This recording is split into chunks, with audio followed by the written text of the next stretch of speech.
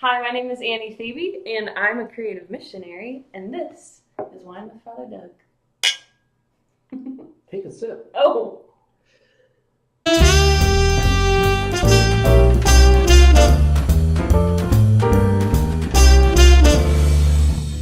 So tell us a little bit about your faith journey, Annie, if you don't mind. yeah. When I was 20 years old, I went to a summer camp in North Georgia. I don't know if you're familiar with Life Team. I am. So Cove Crest Mhm. was up there, and growing up, I grew up Catholic and received all my sacraments and stuff like that, but just nothing ever like sunk in.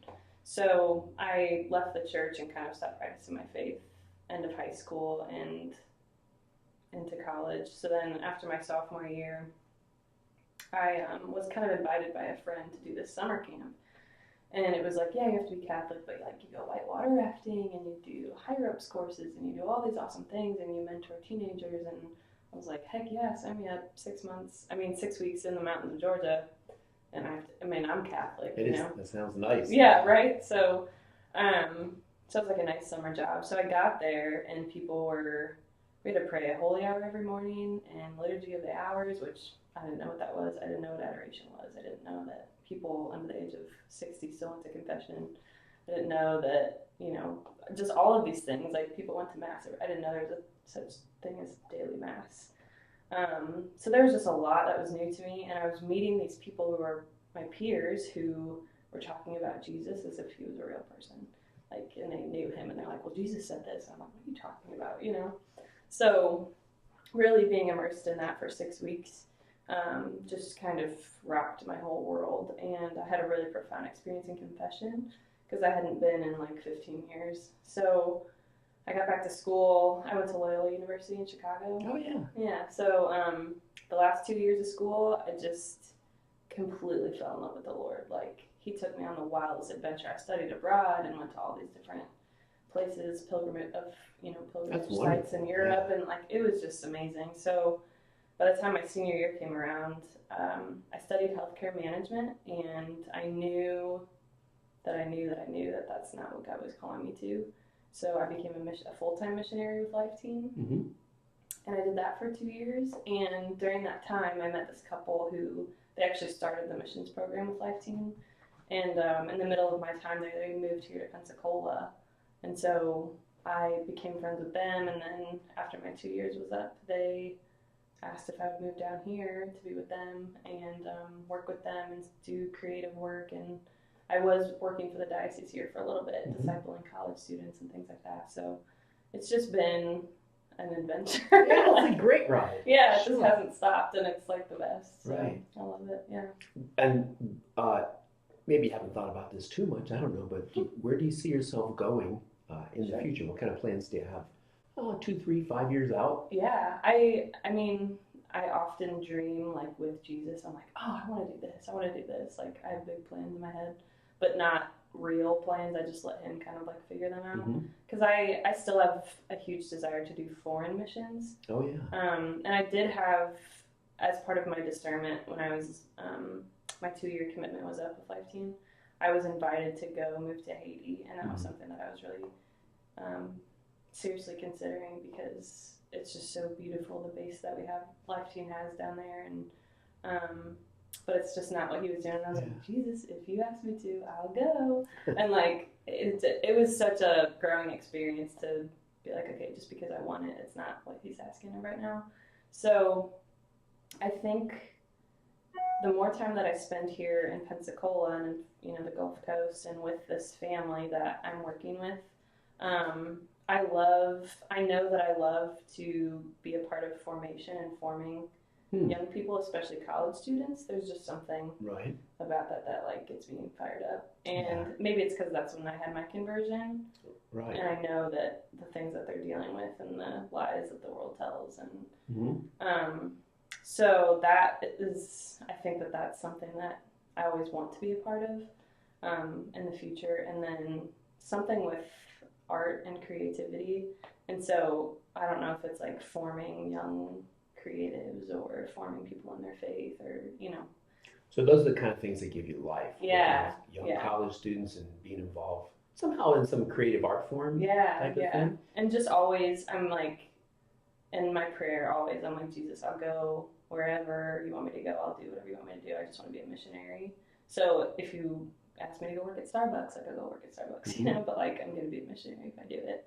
So it's really, I'm like, it's kind of gone from, I think when I was younger, I was like, I have to work for the church, or I have to do this, or I have to do that in order to be like holy or to be doing God's work, right? And now it's like, I can do anything as a job. Sure. You know, I work at Target. I'm like, I love Target. Yeah. Target is like the mecca of heaven land. But so when you say that you'll do anything that Jesus calls you to do, mm-hmm.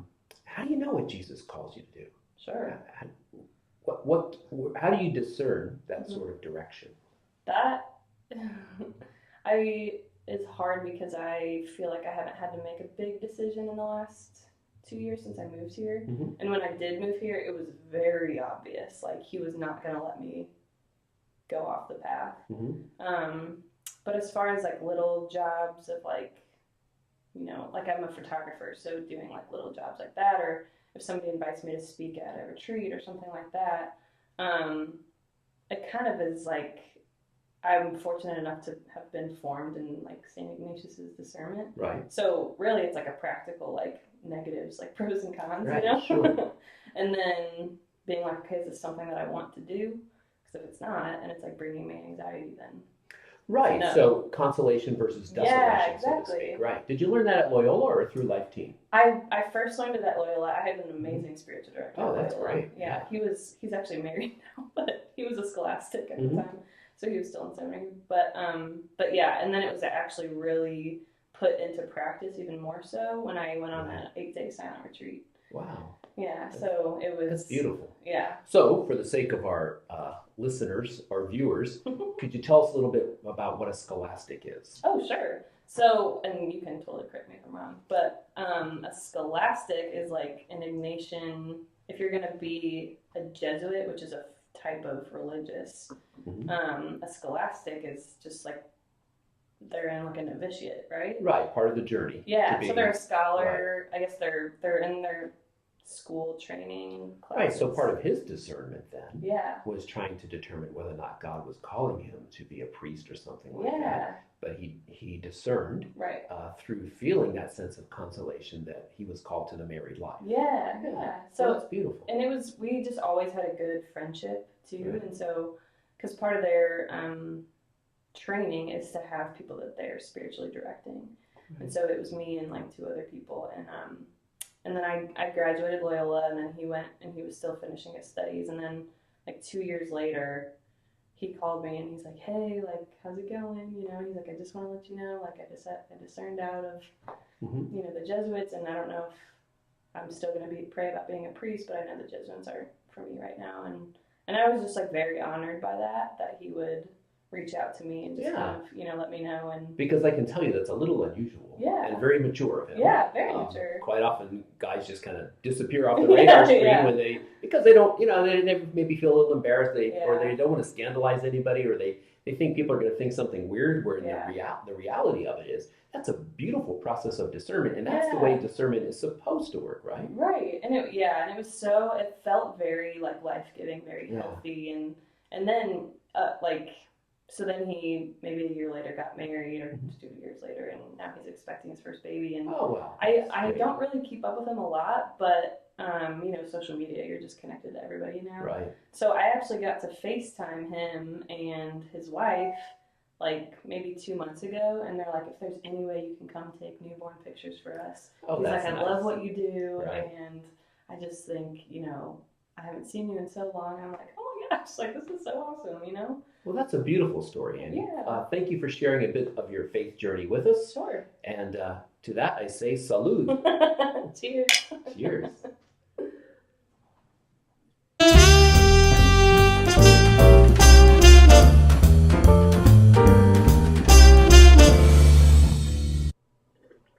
I forgot. That's like brewed in Italy, isn't it? I suppose, but it's really good, Annie. I don't think they have this wine in Italy, but it's very good. Just California. I don't know. It's a butter something or other. What kind of Bread wine and is butter. this? Oh, yes. It's a bread and butter Chardonnay. It's quite good. Glad you're with us today. Thank you. Should we do that again? So tell us a little bit about your faith journey, Annie, and Sure. all of that. Let's try that again. You're so lucky you have so much fun. So tell us. It's going to be like Julianne all over again.